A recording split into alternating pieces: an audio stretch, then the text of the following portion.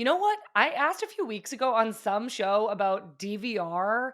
If nobody answered me, nobody told me. I still want to be DVRing stuff. Like I need DVR. Somebody help. Somebody Help. help. Please let me know how in this day and age a girl is supposed to DVR all of her games and her programs.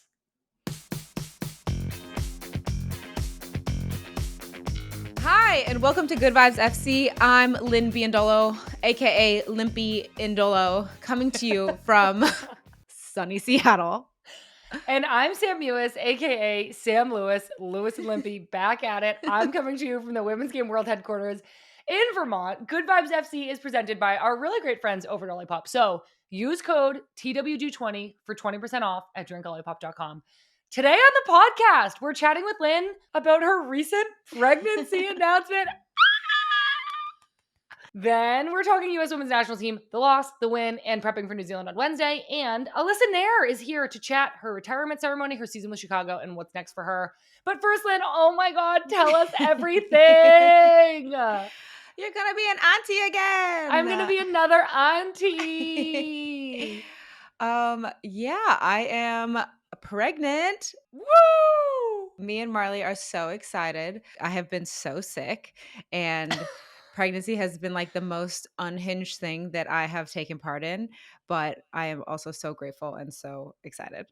Okay, yeah, so grateful. I'm so happy for you. We're so excited, but tell us why it's unhinged. There's just like so much that nobody tells you about. I think there's like a secret mom society club that's like, don't tell people what the first trimester is like because nobody will have kids. What's it like? Horrible. At least in my experience, it's been horrible. Like I vomit all the time. I feel nauseous all the time. You get constipated. Who knew that was a thing? Nobody tells you that. And you just feel disgusting. Your body's changing. I wanted to be able to like work out and be one of those like super fit first trimester moms. Like, I don't know, maybe that's coming. But I would go to training, try to train, and I'd come home and get the biggest headache and then throw up. So I had to stop doing that. Yeah, it was horrible. Nobody tells you that like your blood volume increases. There's just like so much going on that What does blood volume increase mean? you like the amount of blood in your body increases by like 1.5 liters. So you So just what have do you feel like, full of blood? full, just full, and then you're peeing a lot. So already when they're like, "Oh, the baby's sitting on my bladder," I'm like, "Obviously, my baby is not that big yet, but because you have so much more blood, your kidneys are like Full. yeah, they're like cleaning so much more blood, so then you just pee all the time." Oh. So I'm peeing all I don't really know how the human body works. apparently neither do I, but I every day I'm like, I'm so grateful. I cry. I just cry sometimes. Marley one day was like, "Do you want to have fish for dinner?" And I just started crying because I was like, "How dare you suggest that? I mean, yeah, How appalling. dare you?" Um, but no, everything has been great. Everything's been fine besides the nausea. Like I would desperately like that to stop. Well, hopefully it stops soon, right? Yeah. I mean, I hope so. I think I keep saying like, yeah, I'm like, I think I'm rounding a corner, and I'm like, this is the longest corner I've ever rounded. Yeah, you're slow rounding a Slow rounded. gigantic turn. Okay, well, literally, I'm so excited. I feel like the auntie of all aunties with Jagger, Becky's baby, your baby.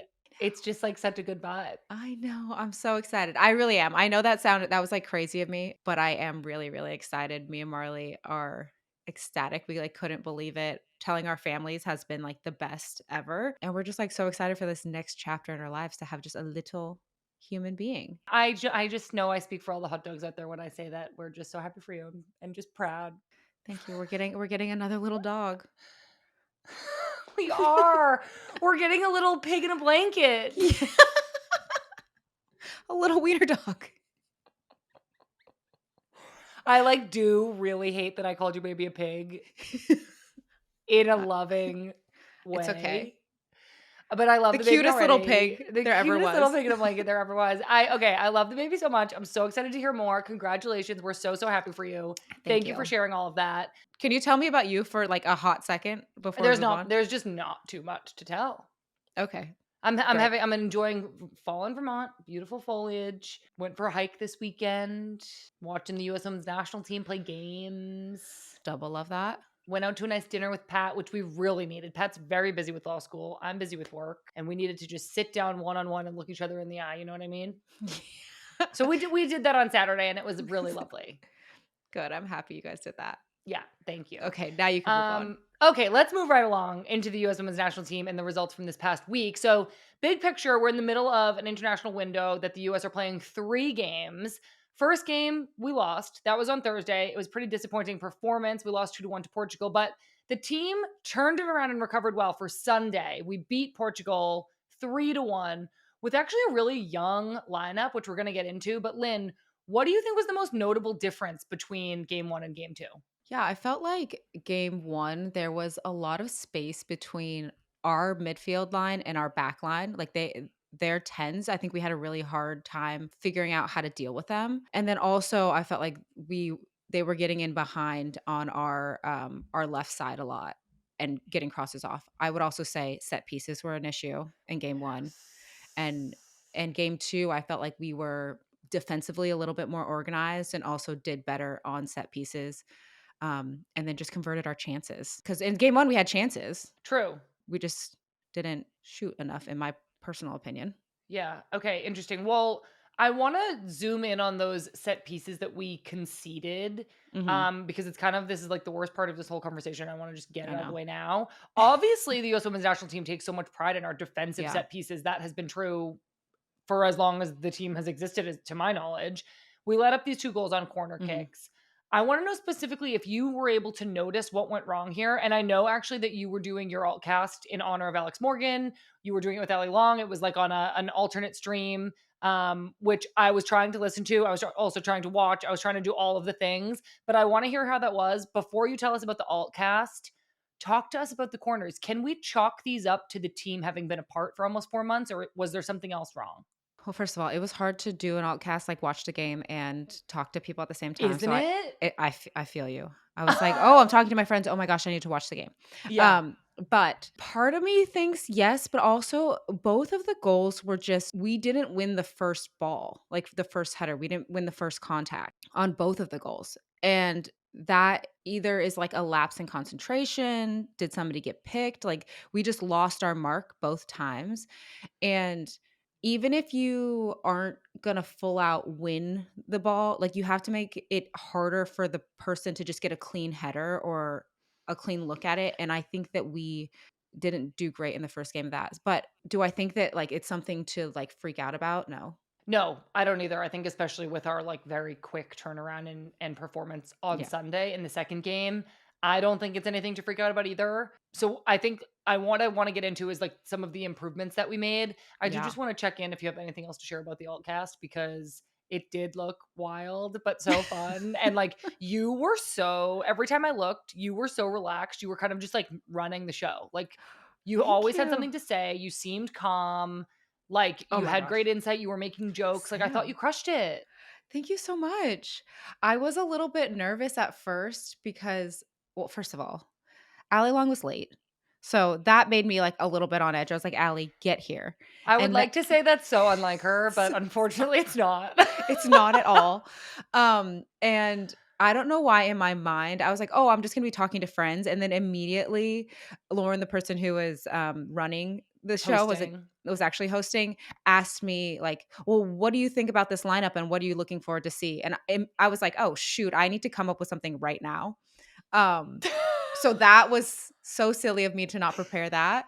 But once I got that out of the way and realized, like, oh, okay, Lynn, I have to actually talk soccer, not just talk to my friends, it Yeah, calmed me down a little bit. yeah. But there was this one funny part where they needed to change out my mic, but like during the show. So like they just cut me out. They didn't show my face for like a hot second. And then the guy in my ear goes, Lynn, I need to hear your mic. And instead of just talking, I start counting. I go 1, 2, 3, 4. And Allie goes, "Why are you counting?" And so I And like this was all part of the show?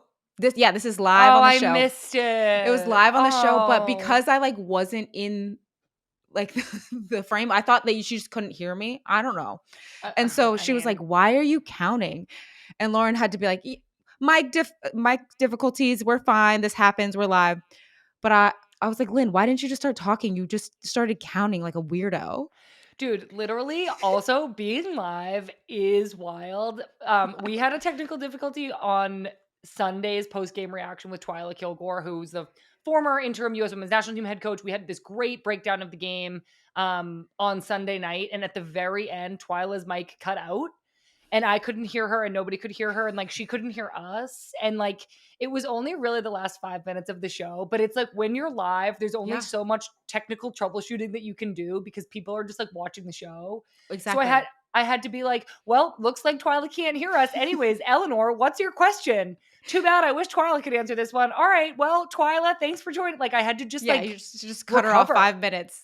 Yeah. Yeah. And you have to do it on the fly, like It's quickly. wild. I know, it's so wild. Thank God that this episode is actually pre-recorded, so if we do make any mistakes, we can fix it. Okay, well, you crushed it. You did really great, and it Thank was you. really fun to see you. It was really fun to hear from Allie, and I to see know. you guys get to celebrate Alex Morgan, who celebrated her retirement game on Thursday night. So that was beautiful. Super fun to see that. So let's leave the loss behind. Hmm. I think because we saw such notable improvement from game to game, I don't want to harp on it too much. There was an almost entirely new starting lineup for Sunday's game. The only three players that started both games were Sonnet, Alyssa Thompson, and Avery Patterson. There was all these stats coming out at the beginning of the second game being like Sonnet has more caps than everybody else put together. Without Sonnet, the average starting lineup of the team is like 20. And I'm like, what is it like for Sonnet to just be like a gladiator, like leading out this team of like young children? Like, how, like, what do you think Sonnet was thinking? Well, first of all, she had experience with this a little bit like 2 camps ago. They weren't as young, but they were still young. And the only reason I say this is because I kind of had that last camp as well, where I was like the oldest one. I had like 80 something caps and everybody else had like 20. And it's kind of like, Yeah. what is going on? Yeah. And I think that's your thought of like, what is going on? How did I get here? How did I become so old so fast? But also, you're so grateful that Emma believes in you so much that she's like, first of all the people that are here are amazing. Age, you have 100 caps or you have 1 cap, like you deserve to be there. But I believe in you, Sonnet, to go out there and lead everybody. Like you have Yeah. such a great leadership style and presence that we're going to be fine no matter what. And I truly believe that Sonnet feels that as well. So I think she felt calm out there and also probably joked a bit. She was like, Yeah. For sure. A bunch of millennial jokes that the Gen Z girls didn't know what she was talking about, but they laughed anyway because they were scared. exactly. Exactly. She's like, "You better laugh." That was incredible. It was fun to watch Sonnet in that position where the captain's armband. I think whenever I see players of like my generation being put in positions like that, I'm always like, wow, that is so cool to imagine that like we've made it this far. I say we, Yeah, meaning you guys, but I still feel like a part of it you somehow. are. Thank you. One area I think we should zoom in on is the midfield, who in Sunday's game played with such a more compact shape than they did on Mhm. Thursday. And I think this, obviously, as you were mentioning before, really helped us manage Portugal's diamond in the midfield, which on Thursday just felt like it was very clearly outnumbering us in the midfield. It felt like anytime Lindsay or Sam Coffey or Rose would kind of step out, we Yeah. would get split and played through because Portugal always had an extra player in the midfield. So I think what I want to hear about from you, Lynn, having so much experience with Emma in this team, the conversations from game to game to correct the problem in the midfield and create a more condensed shape. How do you think Emma addressed that and talked about that with the team? From what she said on the post-game interview is like that standard wasn't us, right? Like we didn't play up to the standard that the US Women's National Team plays with in the first game. And I think first and foremost, you can have all the tactics you want, but if you're not playing at that standard, it doesn't really matter. Hmm. So I think that she, in her most calm way, ripped everybody a bit because she's Yeah. not like a big yeller, but No, she but just she is was like, like, it was horrific. And I'm yeah, like, oh, exactly. And you're like, such a oh, strong word. yeah. You're like, okay, sorry, sorry, mom. Um, but What I will say is sometimes the way I look at like the first time we play a team versus the second time we play a team is a little bit like big sister, little sister, where, Mhm. for example, you watch your big sister get in trouble and then you're like, I'm Oh, not going to do that. Like, right. why would I do that? I don't want to get in trouble as well. And so I think sometimes it's not necessarily easier, but you were able to watch every single mistake that was happening and then you go correct it. Where at the first team they're trying to figure it out live and you're trying to like solve the problem on the fly versus you have a couple days to digest, correct, and then play it again. Totally. I also think that we have such a deep bench that I find other nations have it harder to play us twice. And I've always thought Mhm. that Mhm. there's no way a team's going to keep up with us twice, especially so close in games. So Mhm. I do think both of those things play into it. But I also think that, yeah, we're young and a little bit naive. And sometimes that works in your favor. And you're going to go out there and we took the game to them and like played more like ourselves. Yeah, for sure. I mean, I think to start, Olivia Moultrie playing on Yes. the wing with Hmm. this capability of tucking inside when necessary, and then on that right hand side, Avery Patterson getting really high. Olivia Moultrie scores a brace in the first 10 minutes I of the know. game in a position that isn't actually really where she normally plays, and I think that's yeah, there was a great tactical adjustment. Yes, we are so deep, but it's such a great example of those players watching the first game and learning and seeing what worked for their teammates, what didn't work. And then, you know what? I'm sure all of the players who started in that first game and couldn't find success were talking to the players playing their A position hundred on Sunday percent. and helping them learn what would work. So to see Olivia Moultrie step up in that moment to score a brace, it was so big, so huge for her, who's she's been in such great form with Portland.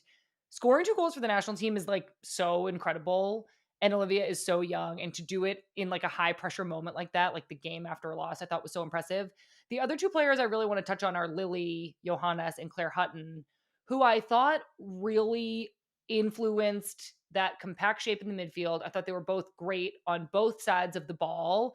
Lily's distribution is like absurd. She's just like Absurd. clipping 40-yard diagonal balls with texture on them. And I thought Claire really grew into the game. She made a great defensive slide tackle in the second half.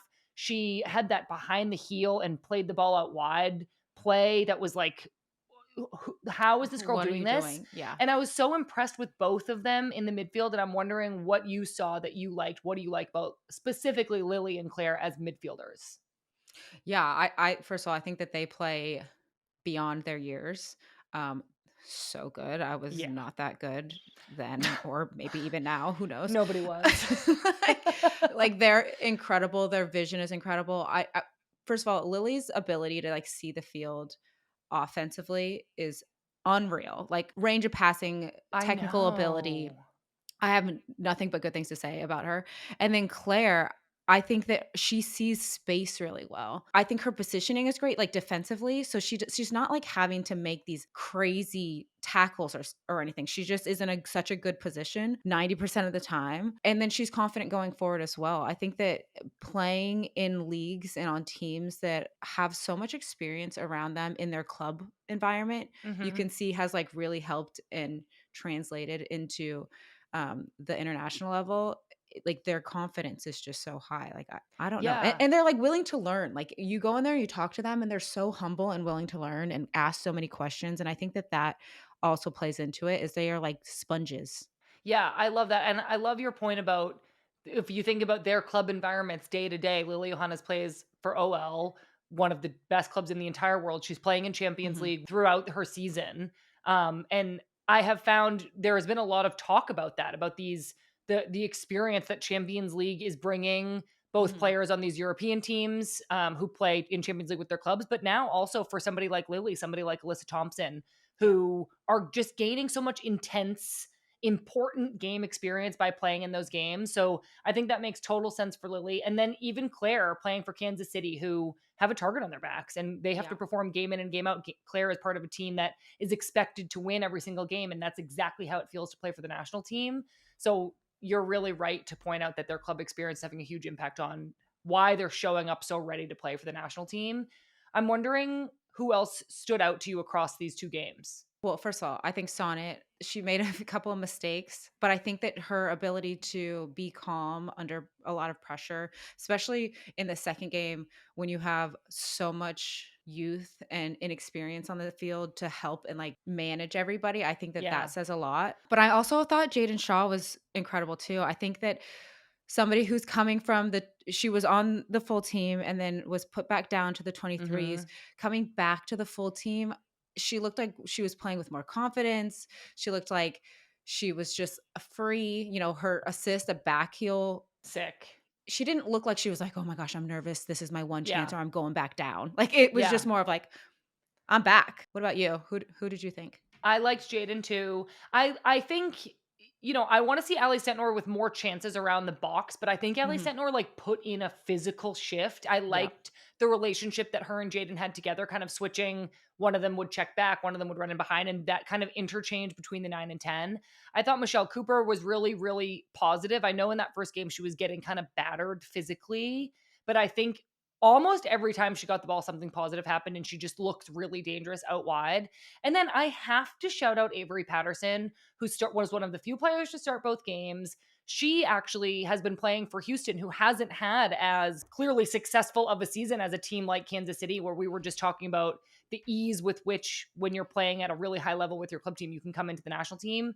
Houston has grown into their season and is doing better as of late, but Avery Patterson, I think, really stood out in both games, physically on the ball, getting forward. She's one of those outside backs that has such a presence when she rotates high to get in behind. She's great at crossing. We've seen her score goals for Houston. So I'm really feeling excited about her, especially as it's felt like that outside back position is one of the ones that's kind of up for grabs lately. Yeah. She actually also played left back and right back, which is another. I, as a non-defender, don't really like get why it's a huge difference, but like apparently it is. And the idea that she could play both is like a big deal, I would right? agree. Yeah, no, I agree. I think that like the outside back position right now is like a little slim and she seems to be like grabbing it and saying like this spot is mine. Yeah. I was very impressed with her. I also don't understand why, well, besides that you're like pinned on one side of the field with like your weak foot, that seems like it kind of sucks, but to play on both sides just gives you like you're more diverse, Yeah. which works in your favor when you're trying to make. A roster for sure. So I thought that that said a lot about her. So I was super excited about Avery Patterson. One of the things that happened in one of Emma's interviews was when you got brought up and how you were pregnant. Emma obviously was praising. Well, first of all, Emma was like, "I'm so excited for her. That's amazing." She was talking a little bit about some of the new pregnancy protocols that US Soccer is going to implement for moms, which is amazing to hear, and I can't wait to hear more. But Emma was also really praising your ability to come off the bench for this team and impact a game as like a super sub. And this is actually something I brought up with Twyla in the live reaction after Sunday's game, how special you are at that role and how while you are out on maternity leave, the team will need somebody to step up in that role, both offensively to try to score a late goal, as you've notoriously always done, but also defensively because you are Mhm. somebody who is so special at pressing the other team's back line with your speed and just your knack and your timing for arriving to the ball and kind of surprising the other team. Mm. I'm interested if we're looking for somebody to fill that role while you're out for a little bit. Who do you think of on this current US women's national team roster that could maybe step up and become the super sub? Well, first of all, thank you. You're welcome. I think that like for a long time, like I fought that role and I was like, I want to be a starter. And then I realized like, no, that role is like super important and I'm good at it. So why not live into it? A couple of people I think of on this roster right now are Emma Sears and Yasmin Ryan. I think that we see that naturally happening as well. Like they got subbed into the game pretty late in both games. Those would be my like main two. I'm curious what about them or what is really important when you think of that player and what about them kind of fills those buckets. Yeah, I think that when you are that player, first of all, if we need a goal, you have to be somebody who's like relentless and ruthless and is like, I'm gonna do anything to get my body on the line. It doesn't have to be the most beautiful goal. I just have to get something done. I also think it's somebody who like causes a little bit of havoc, right? So Mhm. maybe you don't get the goal, but you've created something to allow your team to get the goal. And I think it's the same piece for the defensive. So sometimes you see teams that are like, okay, we're trying to hold on to the lead. We're going to go into this very defensive shape. Yep. Totally fine. But sometimes that attracts pressure. Like Yeah. you've now given the other team the ball and it's just like waves and waves and waves. And somebody has to come on and kind of disrupt that, right? So you have to have somebody who's able to run and like put pressure on multiple people and run for everybody because everybody else's legs are tired. They've been running for 80 minutes, however long, right? And when I see Yasmin and Emma Sears, they both have like the profile to do that. They can both run fast, and I think cause a lot of havoc. I think that having Emma run at you, she's like so fast, even if she doesn't win the ball or even if she doesn't score, somebody's going to give It's up like the ball. unsettling. It's Yeah. unsettling. You're like, I need to get off the ball off my Yeah. foot right now. So they can't like do exactly what they wanted to do. And I think for Yaz, I played with her at Gotham, and sometimes I'm like, "You're way stronger than I would expect you to be." And she's Yeah. just like physical. And when she wants to hunt somebody down, she's also doing that work defensively. And then she has a beautiful shot, so she could just Yeah. like rip the ball from anywhere. I was gonna say that about both of them actually, that I Yeah, feel like they just have that. I mean, it's like what forward on the national team doesn't have a knack for scoring, but yeah, I think about both of them and I think about Yaz like ripping a low worm burner from yeah. 25 yards out. And I think about Emma Sears like bending in this like curve ball from like the outside of the box. And I'm just like, yeah, like that's who you want subbing on wreaking havoc at the end of the game. I think just like you, I'm sure in their mind, they are like, I want to start for this team and they can definitely grow into that. But I think when we're thinking about 2027, sometimes living into the role that like 100%. you are uniquely suited for makes a lot of sense. I would agree. And I also think that that's a role you have to learn how to play too. Before I got pregnant, I feel like I was subbing on and scoring a lot of goals in a short amount of time. You were. But I feel like that didn't happen overnight. Like I had to Right. teach myself to do that. And so I think that even in that role, you have to teach yourself like how can I get the most out of small minutes? Cuz normally on your club Mm, teams, you're playing 90 minutes and you're like, "Okay, I have 90 minutes to get a goal." Right now, you're yeah. like, I have 10 minutes to cause something to happen to put in an impact on the field. And I think that that's a learned ability as well. Yeah. Wow. Well, you could write a book on it because you're literally so good at it. And I'm sure that there would be lots of players and coaches looking for it. So I guess as we wrap up the Portugal games, I think, and you kind of like mentioned this with the big sister, little sister thing and how, the players on Sunday definitely learn from what happened on Thursday. But I think I can't help but wonder how some of the starters from Thursday, the group that Mm. lost to Portugal, are feeling. Like, you had to watch the team turn around and perform on Sunday much better. Some of it without you on the field, which is always like you're so proud of your teammates and you want to win no matter what, but there's also this element of like, well dang, like I want to get back out there and prove that like I can be a part of us winning too. And I was wondering, Lynn, what you're expecting for our last game in this window on Wednesday. How do you think those players who lost and didn't get to redeem themselves on Sunday are feeling going into the last game of the window? I think they're feeling like, start me, put me in the game again. Like, I Yeah, want the faster you can play another game to get over the last game, the better. Um, exactly. and I think that they would have loved to play in the second Portugal game, but because they didn't, they're like, get me in this game right now. Yeah, Let me show you that that was a fluke and that's not who I am. yeah. Um, but I also think that obviously that side was more veteran, kind Mhm. of. Like I even think of like Emily Fox, Sam Coffey. Yes, they've had experience, but they're like kind of middle Yeah, cap experience. They still don't have a Rose, a Lindsay, or whatever. yeah. But the most experienced people that succeed just like don't get too high and don't get too low. Mhm. So even if they're like, that sucked, get me on the field, it's still like, I'm an amazing player. I'm confident. I know I'm fine, but please put me on the field. Yeah. I completely agree. I feel like I would be like itching to Yeah, have another chance to play and like prove myself. And so I'm super excited to see what I feel like will be a mix and match lineup for I Wednesday. I think agree. Emma is like thinking about, total cumulative load for players who are going back to their club seasons. I think she's also thinking about performances from each game. I think she's also thinking about the opponent now as a different opponent. So I'm very excited to see the lineup. I'm very excited to see the performance.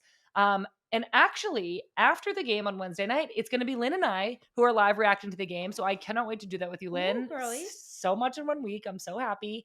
So head over to our YouTube channel right at the final whistle. It'll be me and Lynn there. We're going to take a quick break right now. But when we come back, Alyssa Naeher is joining us to talk about her retirement celebration in Connecticut on Sunday. So don't go anywhere. We'll be right back with Uncle. Welcome back, everybody, and welcome, Alyssa Naeher. We're so excited to have you here with us on Good Vibes. So happy to be here. Good vibes only. Alyssa, your voice. What happened to it? My voice is a little gone. I was already getting like slightly, when the weather changes and you start to get that tickle in your Oh throat. yeah.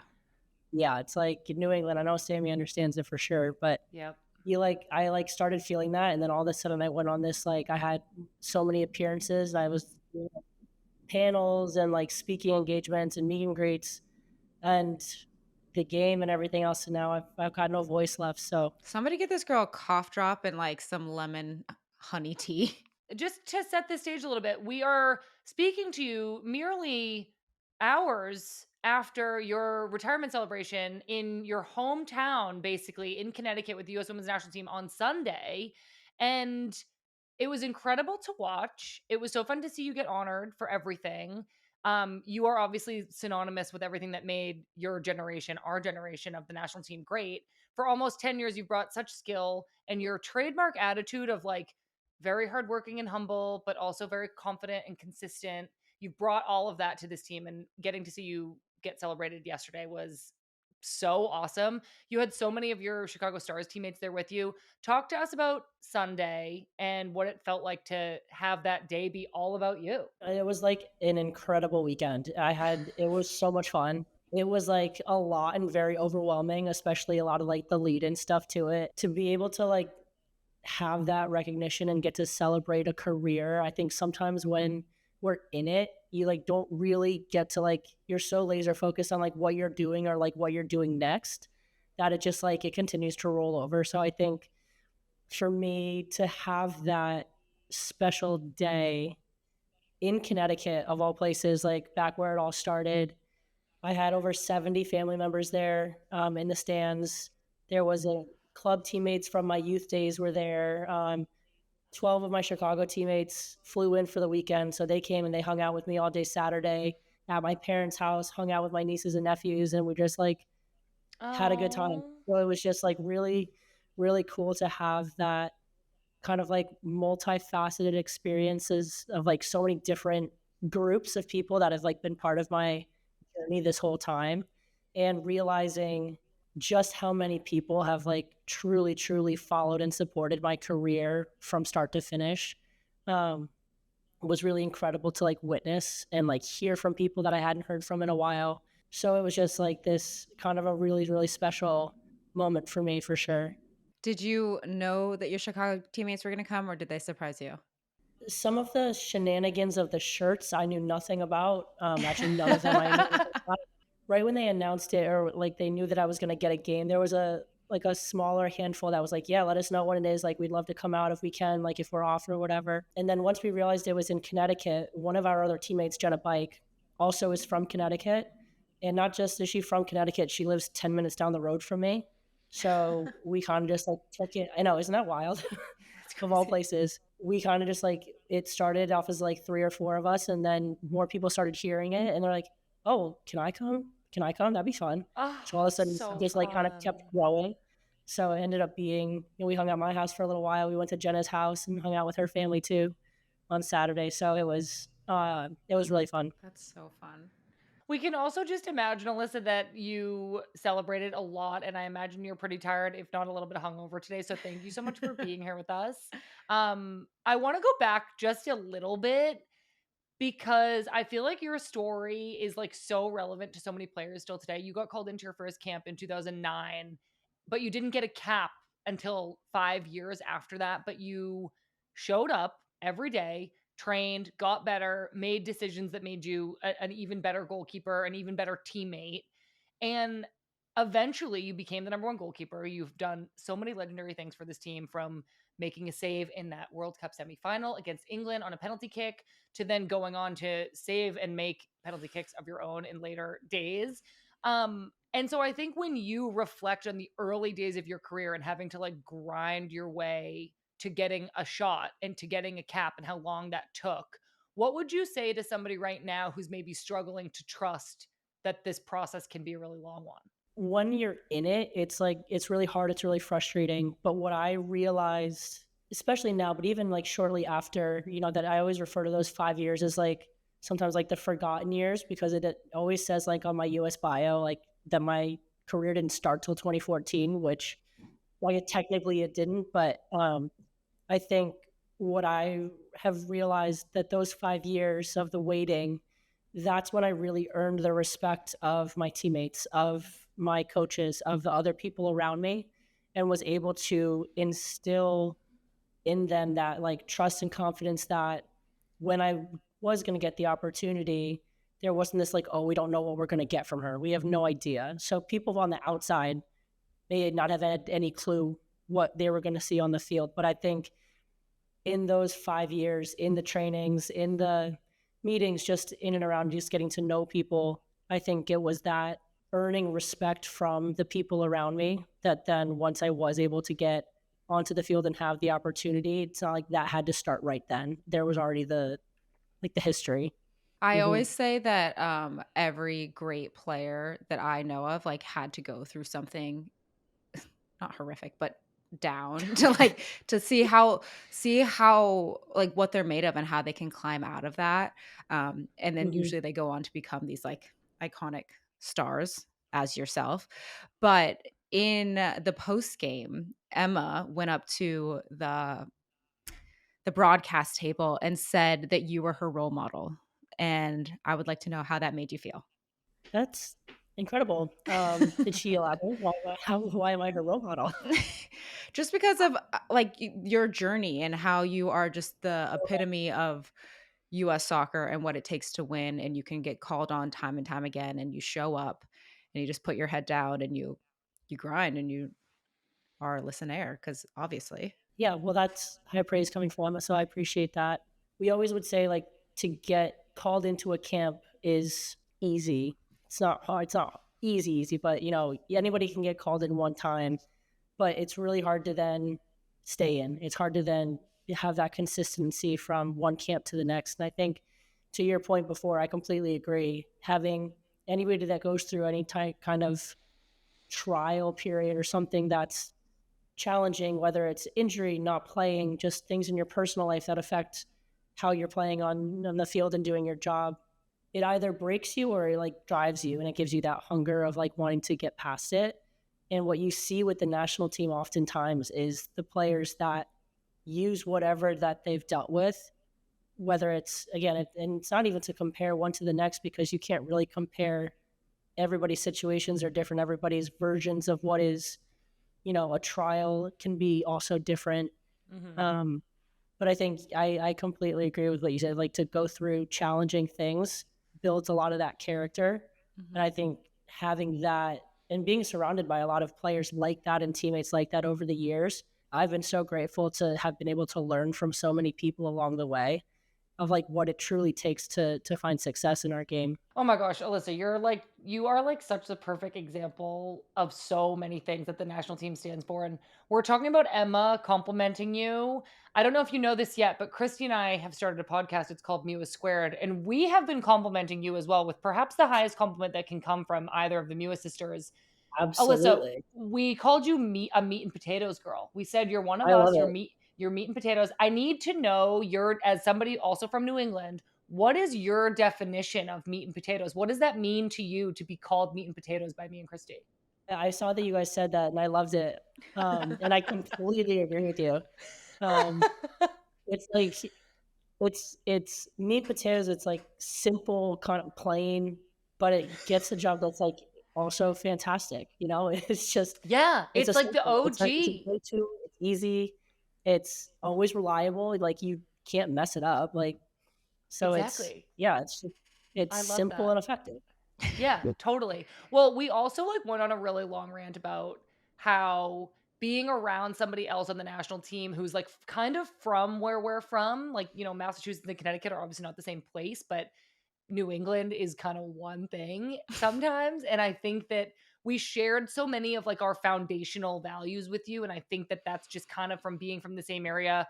I remember we have so many like good memories of like cheering for the Patriots with you and like doing things in Boston with you. And I just think what Christy and I always say is like having a sister in the national team environment is something that so few people get to have that level of support. But you were this piece of home for us as well. And always knowing that we could rely on you to be a good friend and to embody all of those values that were so important to us. So I just feel so lucky that our paths crossed as much as they did. And there are just like so many great stories to tell about you. I do want to know maybe Lynn, what's your favorite like Alyssa Naeher folklore? We have Uncle. Oh my gosh. We also have this idea that Alyssa eats nails for breakfast. Yeah. What's you First guys' of all, favorite? like I could have cried with you saying that. Like that was so I know. sweet. That was so I mean, I know, but Lynn, you're also pregnant, and Alyssa, you're hungover, so like you guys are more emotional than me right now. No, that's been great, honestly. that was so sweet. Well, I literally was do like, mean it. okay. I Don't mean let the it. voice fool you. Don't let the voice fool you. I feel good. Yeah, one thing about Alyssa is like she can rally. She's gonna rally. Oh yeah. We'll like get done with like the hardest camp ever, and then she'll go to camp the next day. I mean, she'll go to practice the next day, and you're like, "Well, what did you do? Did you just like sit there and watch?" She's like, "No, I was in the full training, and then I ran 5 miles." And you're like, "Okay, well, I took the day off." This isn't like a nickname or anything, but like I just find it so funny when people say, "Oh, it's Alyssa, she's so quiet. Like, I don't know how you guys get her to talk." And I'm I'm like, like, have you ever talked to that girl? and I'm like, she doesn't shut up. Like that girl talks. All she does is talk. And I find it so funny that that's people's impression of you is that like, oh, she's Mhm. so quiet, so soft spoken. I'm like, Yeah. okay, no, she's not. No. The other thing I'm really curious about for you and like your journey this past year, obviously you played your last game for the national team last year and you've been Mhm. playing for the Chicago Stars this year. And something I actually spoke to Alex Morgan about recently on an interview, which is on our YouTube channel, everybody can go watch, is how like the further you get from playing for the national team, the easier it is to like watch. Mhm. And like for me at first, and obviously I had like a different retirement process a little bit, but it was really hard to watch at first without feeling like, "Oh, I should be there." And I'm wondering if you've experienced any of that and if it's gotten easier for you to watch the national team play and just kind of be a fan. The first couple games were probably hard to watch. It was just I don't even know that I would say it was like hard. It was just weird. Yeah. It was weird. But even now, I think, and one of the things, yes, here our retirements were very different in terms of, and for a lot of reasons. But I think one of the biggest is when I did retire, I was kind of one of the last of my generation. And Yeah. now, even this year, there's obviously like Soph's not been in, Trin's not been in, Mal's not been in, Lynn hasn't been like even going to the game yesterday. I'm like looking It's through a and different I obviously team. I know who everybody is, obviously, either Yeah. from playing against them in the league or just because they're great players. But I mean, I there's only a handful that I've like truly played with Mm. anymore. So I think that has made it easier to Yeah. transition roster into like fan mode because I mean, even yesterday I was watching the game. Crystal and Tierna came and Kelly to watch the game and support me. So it's like we're up in the suite watching everybody else play. So it makes it easier that it's not like my crew. If it was my Yeah. crew and my people, it would be, I think, much more challenging to watch because I would not just want to be playing to play, but I would be wanting to play with them. We know you retired from the national team, but I feel like you are one of the few people who retired from the national team but has continued to play with your club. Mm. So my question is like, do you think that that has made the transition easier as well because you're still in the sport? Well, I asked for the longest time, like I feel like it's been like I'm playing so I can get to the national team, so I can like be my best self there. And obviously you're not doing that anymore. So like it has it been a weight lifted off and you're like, woohoo, I just get to play the game? Or like tell me, I don't actually have a question. It's just like tell me the experience. I thought that like you take away like the pressure of the national team side of it. I mean, you guys know what it's like. You play a game for your club, and whether it goes good or bad, like if I give up, a couple goals I'm analyzing it not just with Chicago, but then I've also got my goalkeeper coaches being like, hey, what's going on? It's that double whammy of like, you care about those goals going in, or you care about how you're playing because you do care about your club team and winning and losing. But then there's like the second level of that too, of trying to still get called into camp and you want to be playing well. I thought that I would feel a little bit differently potentially, or be able to, I don't know, like less anxiety or more fun or whatever you'd want to call it. And there really hasn't been that. I do like the way that it's going, because I think for so long it was always like national team or bust, defined like if you had a successful career or not. I've always hated that. I think that aspiring to be on the national team and to have that, and to be able to play and compete for World Cups and Olympics and be part of that team, is something that, you know, is incredible to be the ultimate goal to lead to. You can also have an incredibly successful career without never getting there. You're retired internationally, but you're still playing with Chicago. This is a team you've been a part of for nearly 10 seasons. You hold the is that 10 seasons? Yep. Oh my god. Yep. You're getting up So there, you girl.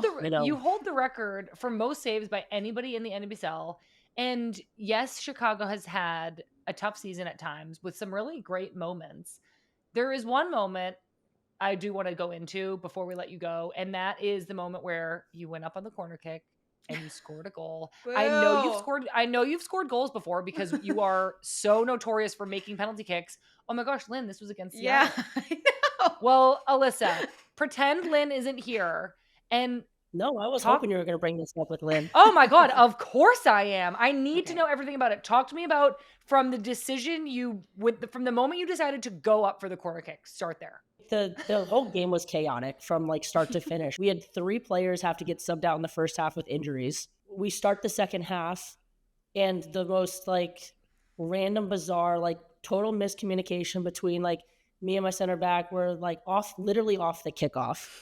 Like bounce is funny. We're all kind of going, bounces to one of their players at 3-0, like in the 46th minute. We were just like, awesome, here we go. And this is like, we've already had a long year, and here we go.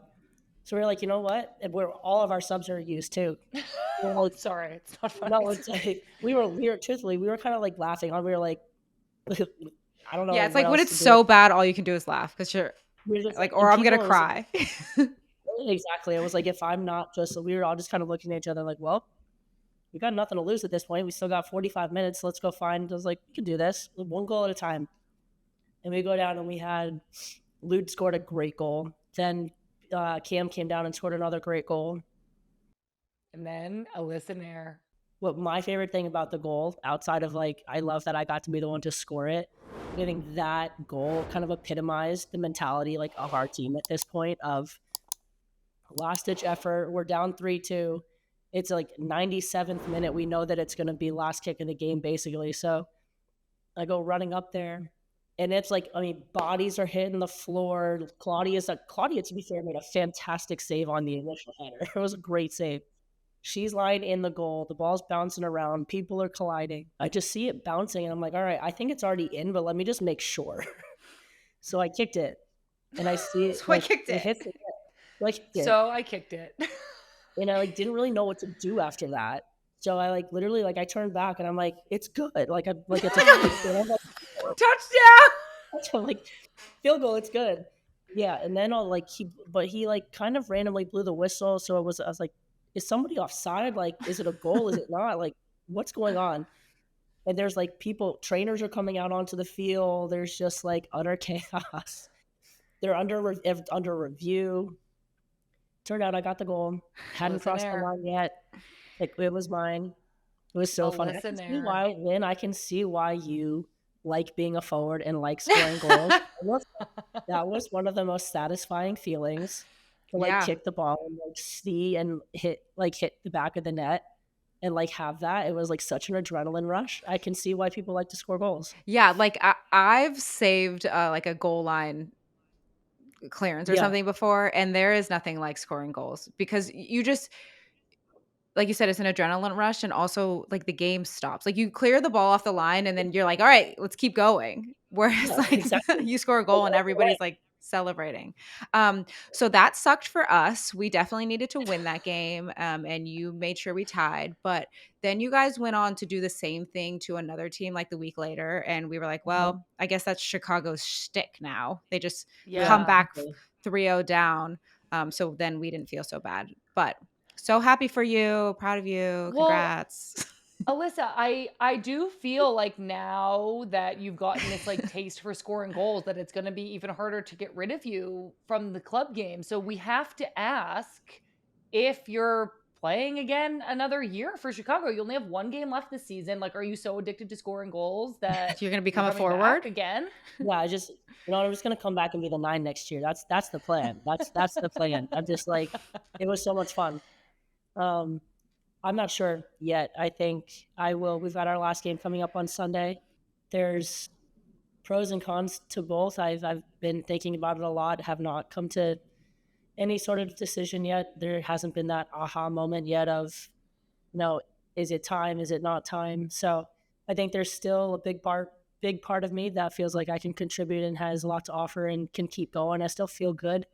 But I want to make sure if I do make that commitment to come back and I want to keep playing, that I can give 100% to it.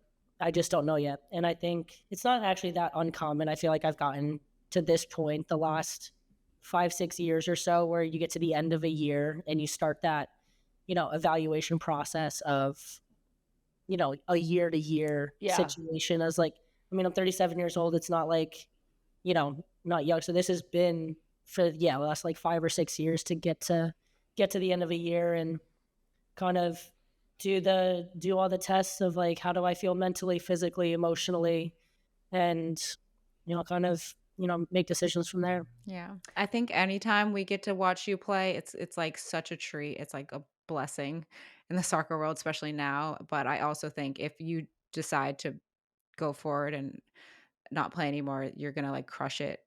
I'm just excited to see what you do with your next chapter, but I'm also so excited to know that you're still here. So that's just my 2 cents. Yeah, whatever you decide will be right for you. And thank you for even answering that question. I put you on the hot seat and you're my good friend. So I appreciate you playing ball with us. Alyssa, this was so fun to have you. I could talk to you literally all night. We just want to say one more time, congratulations on your national team career. It was so legendary. And we will be hoping for a big win for Chicago. Why Yeah, not? Who are let's you do it. playing on Sunday? We play Angel City, which is actually kind of cool because it is Kristen Yeah. Press's last game. Oh. So for her to like finish here Oh, in Chicago, like to me, Oh I'm my like, gosh. my I Double know, right? So O. heart. And you get to be so there. exactly. So Oh, that's really nice. Okay, well, I hope it's fun for yeah, all. yeah. Well, I just hope she doesn't score on me. That's the one thing I won't give her. Yeah, ties all around. Uh, Well, maybe I like know. I'm like, I love you, but I'm not gonna give you that one. So we are definitely going to be watching on Sunday. Alyssa, good luck. Thank you for being here. Congratulations again. We have to take one more quick break, but when we get back, we're going to cover the other results from international games around the world. So we'll be right back. Welcome back, everybody. All right, that was so fun to have Alyssa on. I love spending time with her. I do want to check in on some of the international results that happen outside the US. One of the biggest stories had to be Copa America winning Brazil taking on the Euro winning Lionesses. And this game was super competitive, made even more so by the fact that Brazil went down to just 10 players and played that way for nearly 70 minutes of the game. But they are the ones who walked away with the win. Lynn, Brazil and England are two of the best teams in the world. And the US has actually also had really difficult matches against Brazil as of late. What do you think is going so right for Brazil right now? they're so physical and they're so fast. And they're technically incredible. So add all of that up together and you got yourself an interesting matchup. I think the club teams that a lot of these players are playing for right now as well is helping. Like so many players are in the NWSL, in the French league and the WSL. Like they're just playing on big club teams as well, but they're also just like so technical and so fast. Yeah. And then it's feisty. Like that game was feisty watching everything that was happening. And so they can they start to disrupt the flow of a game. And that's difficult to play Yeah, against. it's really difficult to play against. And England, wasn't up to the task right now, which was a fascinating result. We also saw a Nations League semifinal game between Sweden and Spain that saw Spain win 4-0, which is a big score. This was Spain's first appearance after they lost that Euros final to England. And then also in their first post Euros appearance was Italy, the team who really just stole everybody's hearts, tied against Japan, a team we know that is always a serious contender globally. Lynn, it's really fun seeing all these high level matchups right now, which I feel like are kind of setting the stage for 2027. And I just wish we had more access to watching them here in the US. I didn't get to watch a lot of these. I know I didn't get to watch a single one. I kept looking and trying to find out like where to watch, and I couldn't find I anything. know. My dad was texting me about the Wales Australia game because Yeah. obviously my whole family wanted to watch Sam Kerr so bad. Australia was playing Wales in a friendly. Sam Kerr was back for the first time since her injury. And we couldn't find that one either. I think my parents were listening to it on the radio.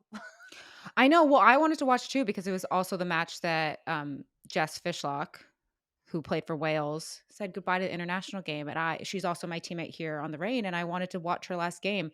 And all I could do was look at it on the internet. I know. It's such a bummer, but we are very spoiled. We do have access to a lot. But I would love to watch every single one of these games. And again, you know what? I asked a few weeks ago on some show about DVR. If nobody answered me, nobody told me. I still want to be DVRing stuff. Like I need DVR. Yeah, we like can't. You just have to like hope it. Hope that it's still available as a Yes. post stream. Yes. Do we need to get like Comcast? Is that our issues? We don't have stuff like that right now. I don't know. Somebody help. Somebody help. Please let me know how in this day and age a girl is supposed to DVR all of her games and her programs. Yeah, congratulations to Jess Fishlock, who has just been obviously such an iconic player for Wales. She's actually played in over 2/3 of that team's games ever in their program. Isn't that absurd? Absurd. Yeah. Like I think that her career and her just ability to continue to play, kind of like Marta, like needs to be studied. Yeah, I'm like something to do with like her bone structure or like her blood type just needs to be like sampled for like the rest of athletics. Maybe she's a meat and potatoes kind of girl. I think it's safe to say Jess Fishlock is for sure a meat and potatoes kind of girl. For sure. Well, huge congrats to Jess. I do want to head over to the inbox where we have an email from Sarah that reads, Dear Sam, Lynn, and Becky, the FIFA 2025 Women's World 11 shortlist was just revealed. Sarah actually means the FIFPRO Women's World 11, but fair enough, Sarah. She says, a lot of fans are confused that there are no CONCACAF players on that list. If you were to pick 5 CONCACAF players to feature in that list, who would you pick? Love the podcast. Sarah, this question is so good. I actually want to make this our Olipop Go Check of the Week. Ginger ale because Dink. nausea. Oh, I'm having a ginger lemon. Olejo. Okay, so our Olipop Gut Check of the Week is, if we were to pick 5 CONCACAF players to feature on the FIFPRO Best 11 list, who would we pick? Okay, Olipop, let's see. For context, this is the FIFPRO Women's Best 11. FIFPRO is the Global Players Union, and this award is voted on only by the players. Before we get into this, like this might be the longest Olipop gut check ever. I think that having something that's only voted on by players is an issue. You think it's a little bit incomplete? 100%. Because I don't think that everybody is watching other leagues. Because one, you can't always, as we just discussed, you don't always have access to other leagues and other nations' games. No. And like I'm like worried about what's happening in our league. It's not that I'm not watching other things or paying attention, but I'm like not intensely watching everything and seeing who scored this goal and who played well this time and all those things. And so I think that there needs to be a better system. I think that's really fair, Lynn. I think that in the spirit of this award, it is about like which players have the most respect for their peers, like which peers are the most respected.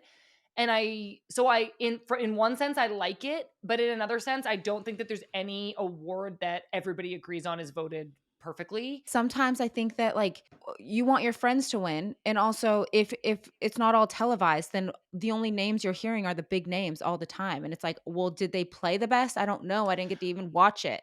I know. I think that's definitely a fair critique. I do, for fun and for the sake of Olipop, want to name some players from CONCACAF, and yes, some Americans that we think could and should potentially be on this list. I'm going to go out on a limb, and I'm going to say, from what I know, based on the fact that I love watching these players play, and even the fact that these 2 players were on the Ballon d'Or shortlist, Emily Fox and Lindsey Horan, Lindsay Heaps, would make sense to see on this list. They are players who are playing their club soccer in Europe, where obviously a ton of players are voting. and playing against them and seeing their impact week in and week out. I think those two names would have made sense. I'm also going to throw a couple more American names out there. Fallon Joyce, who has been Yep. so good for both the national team and Manchester United. And I'm going to Yes. throw Trinity Rodman out there because everybody knows Trinity. Trinity's doing great. I know she had a kind of a long-ish injury this year, so I do get why she's not on there. But after her performance last summer, I don't know exactly what the dates for this were. I could have seen Trinity being on the list. I could see her on the list as well. I could see Bunny Shaw on the list, who plays for Man City, is also from Jamaica. Great one. Really great one. I think that a few other players I'm going to suggest would be Jackie Ovalle from Mexico, Melchi Dumornay from Haiti, who plays for OL. And then what about Canadians, Lynn? Do you think any of the Canadians should have been on here? Olivia Smith Yeah. broke the $1 million ceiling when she made her move to Arsenal this summer. So maybe she can be on the list. Every time I see Arsenal playing, she's like doing something dirty to some kind of defender. So I know. I completely agree. There were a couple of like huge omissions outside of this kind of group of CONCACAF and American players, including most shockingly Mariona Caldente, who I think inarguably is one of the best players in the world. And I think that that was like a big accident. Mariona Caldente was actually voted second in the Ballon d'Or. Many people wondering why she didn't come in first. So to be omitted from this list does kind of like strike me as extremely odd. I will mention, obviously, Temois, who Obviously. I think everybody in the crazy. NWSL would have voted for. And I think that maybe she's hindered by Malawi's lack of presence at world tournaments, unfortunately. And then I will shout out the 3 NWSL players who made the list: Ann Ketchenberger, Michelle Lozia, and Dabinia, which is good representation for the NWSL, even though there are no American players on the list.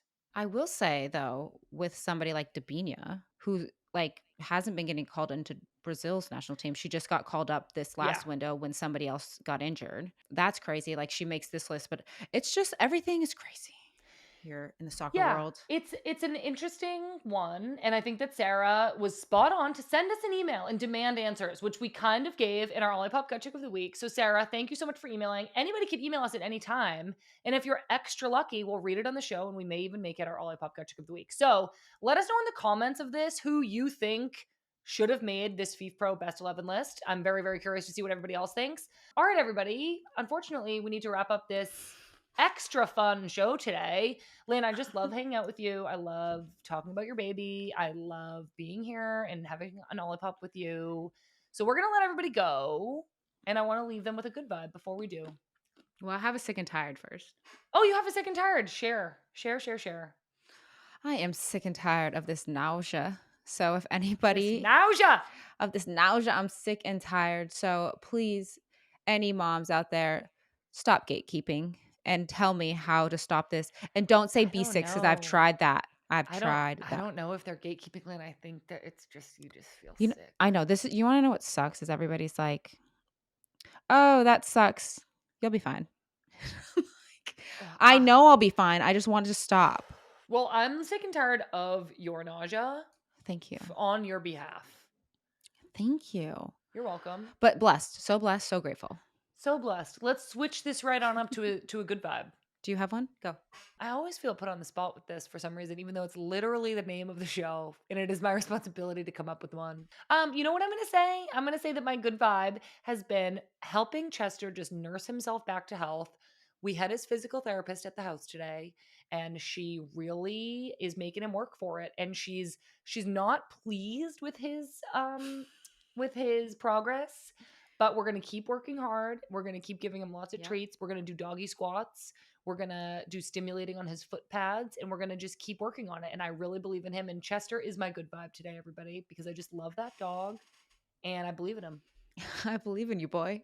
If you haven't been here for weeks on end, my dog broke his leg and we're working on healing it. Thank you. Thank you. Thank so you. Send a good vibe to Chester and Sam and Pat and Finn. Please. And yes, that's it. It's my family. I was going to say, do you have another member that I don't know of? No, we don't. Okay, I love that. My good vibe naturally is gonna have to do with my baby. Yay! No, my good vibe is we obviously announced that I'm pregnant. We're expecting a baby, and just the love that we've received, like the outpour of the amount of people that have just said you're going to be great parents, and we can't wait to see the baby. It feels like it's my baby, but it feels like a community baby a little bit. But Oh, it's my baby. it's a community baby. No, but like even when I told the team, they were like, "We're having a baby." And I just like it just means so much to me and Marley. Obviously here all the time, it like takes a village to raise a baby, and I just feel like we really have such a strong like village and community that has supported us, especially in a time when um I'm obviously a professional soccer player, and it feels very scary to announce that news. I feel like everybody has just been so accepting and loving, and been there to support us. So that is my good vibe. So thank you, everyone. Thank you. Lynn, that was so sweet. And thank you for letting me go first so that I didn't have to follow that up with news about my dog's leg. All right, everybody, that's it for this week's episode of Good Vibes FC. Make sure you check out Friendlies. That's coming out on Thursday with Alyssa Thompson. Plus, Becky Sauerbrunn dropped an episode of Teaming Up on Monday with Coach Jackie J. So watch that on YouTube. Make sure you're subscribed. You can also join us on Discord and follow along with us across all social media. Lynn and I will be back on Wednesday after the US Women's National Team game on our YouTube channel. All right, everybody, I gotta go. Goodbye. Ciao, Bella. I'm Lynn Biyendolo. And I'm Sam Mewis. Goodbye, pigs and blankets. Pigs and blankets, little hot dogs.